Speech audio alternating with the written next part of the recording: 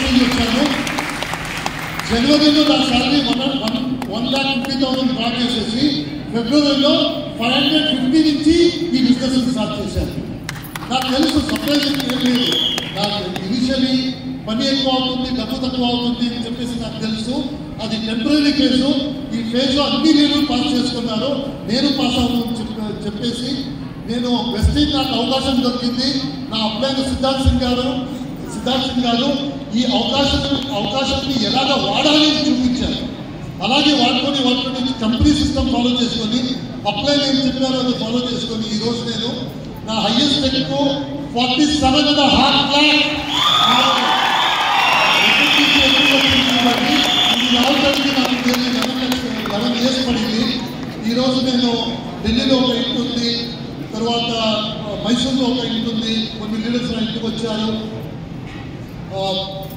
Audi car తీసుకున్నాను, 2 LG car తీసుకున్నాను. ఇదన్నీ తీసుకొని ఈరోజు మీ ముందు వచ్చాను. నేను ఇదన్నీ ఎందుకు చెప్తున్నానంటే నేను ఒకరోజు అక్కడి నుంచి వచ్చాను.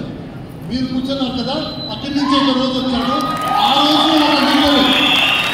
ఒక లీడర్ అలాగే చెప్తున్నాను, నా దగ్గర కారు ఉంది, నా దగ్గర బంగ్లా ఉంది, నా చెక్ ఉంది.